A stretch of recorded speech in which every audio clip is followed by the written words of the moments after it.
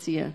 And not only because Anna May was a past president of INSEA, but because of her ongoing efforts since being president, I'm sure before being president, that you have the world at your beck and call.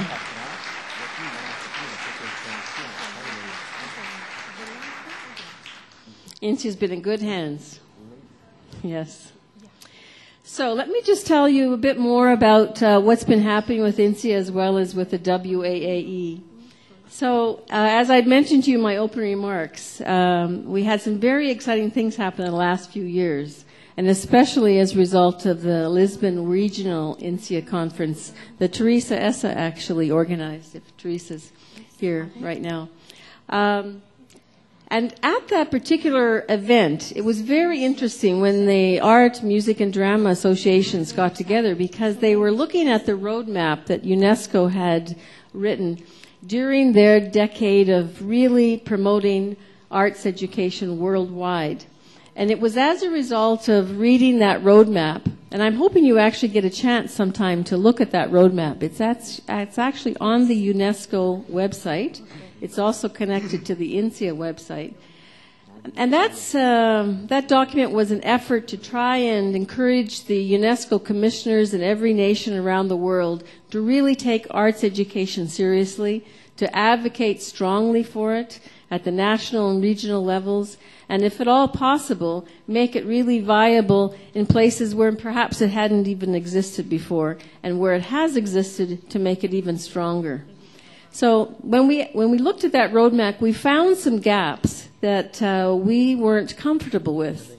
In fact, arts educators, not just artists working in education, seemed to be something that really wasn't given the strength that we wanted it to have.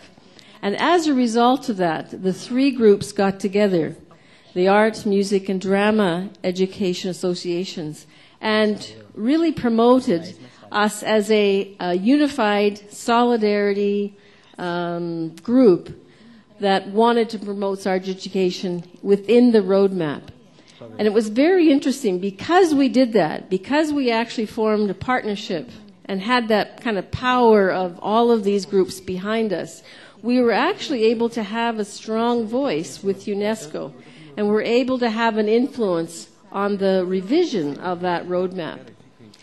Now, as a result of that particular occasion in 2006 and the creation of that group, what's happened is, as I mentioned earlier, we've had annual summits. Hong Kong, Taipei, this year in Newcastle, and just recently in Bogota, where we've had a regional that's been dedicated to Latin America and Caribbean. We've been able to actually try to focus a bit more on what it is that group wants to achieve worldwide. And over those summits, and unfortunately I haven't been at all of them, I'm sure there are people in the audience who've been at some of them, there's been a focus on three things. The first one is on networking. The second is on advocacy.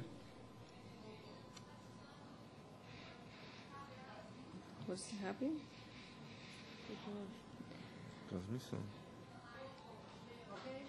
Is it okay now? Okay. So the first one was on, they're still getting, are you hearing me? Yeah? Okay, good. So the first one was on networking, the second was on advocacy, and the third was on research. And what's been happening over these summits is that we've been able to try and become more focused on what we need to do in each of those areas. Some of what's been talked about has been, I'll just give you a flavor for some of these things. So for instance, in networking, it has been about forming strong partnerships around the world between arts organizations and trying to understand how we can really articulate what it is that we want to achieve. It's also been about trying to understand how we can use technology to actually facilitate more of this networking. And also it's about seeking resources to make sure this networking happens. In research, there's been lots and lots of interest in research. And there seems to be several foci that we keep hearing about. And one has to do with just what needs to be researched. And it's very interesting, having been at several conferences now, because it seems that every region in the world has its own particular needs. And even though there are different networking needs across the world, it's really obvious to me that every region has its particular research needs. So for instance, being in Bogota recently, which was the Latin American and Caribbean Summit, there was a lot of case studies, a lot of examples given of really extraordinary practices of arts educators in art, music, drama, dance, not only in government schools, but also in all kinds of learning environments. And it was fascinating to me to see the profound effect that the arts were having with street children, with those who were in extreme poverty, with those who were in schools with great privilege. It was the whole gamut, from everything where there was extreme need to those who had a lot and could even learn more. I think what was really important is by sharing those examples, people then felt that they could actually share their examples of great practices.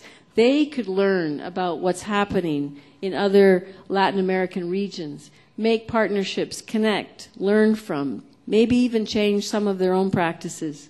And so what I found happening in the Bogota conference around these sharing of research is that you could tell that people wanted to make these partnerships and to keep learning.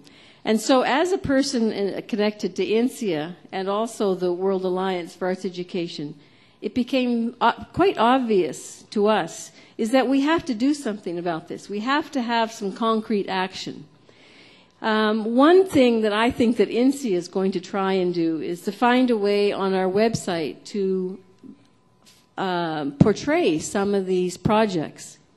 But I think more importantly for you here in Latin America is to either attach to INSEA or to CLEA or to other groups or to the Way, is to find ways to actually describe those projects so that you can find people that you can work with in your own context. Because my sense is that in each region of the world, it's a bit different. And we can't just say that because a project happened in Canada that it would necessarily be appropriate or the same thing here in Brazil. It might be, it might not be. But my sense is that from a Latin American from Latin American perspective, a lot can be gained. So I'm really hoping that together with Lucia and Rajani and others, that we can actually try and collect some of those examples so that arts educators throughout Brazil and certainly across Latin America, we can learn from one another.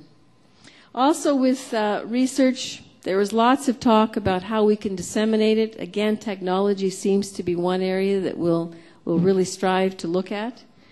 In terms of advocacy, the third area, this is one where I think we can learn from one another about how we've been able to promote our case. And as I've been talking with some people in Latin America, I've learned that some people are very good at going to politicians and talking about the importance of arts education. But I think that more of us probably need to be engaged in that. And so I'm hoping that the leadership of CLEA as well as INSEA, that more of that can happen, whether it's through UNESCO or whether it's through the network here within Brazil.